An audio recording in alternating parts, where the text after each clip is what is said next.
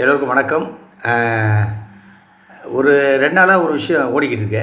இது என்னன்னு கேட்டிங்கன்னா, நம்ம ஒரு பொசிஷனில் இருக்கோம், ஒரு மதிக்கக்கூடிய இடத்துல இருக்கோம்.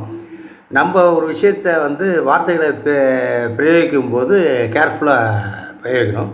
குறிப்பாக பெண்கள் சம்மந்தமாக பேசும்போதெல்லாம் ரொம்ப கேர்ஃபுல்லாக பேசணும். ஓகேங்களா?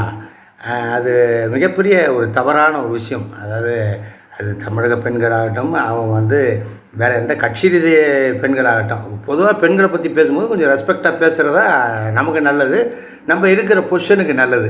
அது அந்த இடத்துக்கு வந்த பிறகும் அது தெரியாமல் நீங்கள் பாட்டு கொந்தளித்து பேசுகிறதுனால 10 பைசா பிரயோஜனம் கிடையாது. ஓகேவா?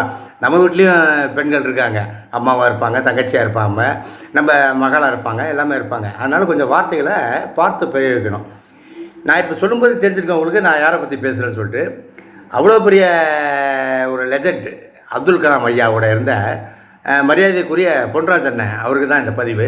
நீங்கள் அவ்வளோ பெரிய இடத்துல இருந்துட்டு இப்படி ஒரு வார்த்தையெல்லாம் பிரயோகிக்கலாமா? இது எவ்வளோ பெரிய தவறு. உங்களை ரொம்ப ரெஸ்பெக்டாக எல்லோரும் பார்க்குறாங்க, நானும் அதில் ஒருத்தன். ஆனால் இப்போ சமீப காலமாக நீங்கள் தாவேக்காவை பற்றியோ, தாவேக்கா தலைவரை பற்றியோ, அங்கே கட்சியில் இருக்கிறவங்கள பற்றியோ நீங்கள் பேசுகிறது முற்றிலும் தவறு. அந்த மாதிரி பேசுகிறதுக்கு உங்களுக்கு யார் ரைட்ஸ் கொடுத்தா? ஃபஸ்ட்டு ஒரு தனிநபரை நீங்கள் எப்படி அந்த மாதிரி பேசுகிறீங்க?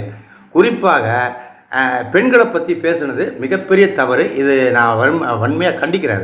ஓகேங்களா? தப்பாக நினச்சிக்காதீங்க. எனக்கு தெரியும், எனக்கும் உங்களை தெரியும். அதனால் நீங்கள் தயவுசெய்து ஏதாவது ஒரு சந்தர்ப்பத்தில் இதுக்கான அப்பாலஜிஸ், அதாவது ஒரு சாரி கேட்டிங்கன்னா நல்லாயிருக்கும். இதை ஒரு நடிகராகவோ ஒரு கட்சி ரீதியாகவோ நான் இது கேட்கல, ஒரு மனுஷனாக உங்கள்கிட்ட கேட்குறேன். நன்றி.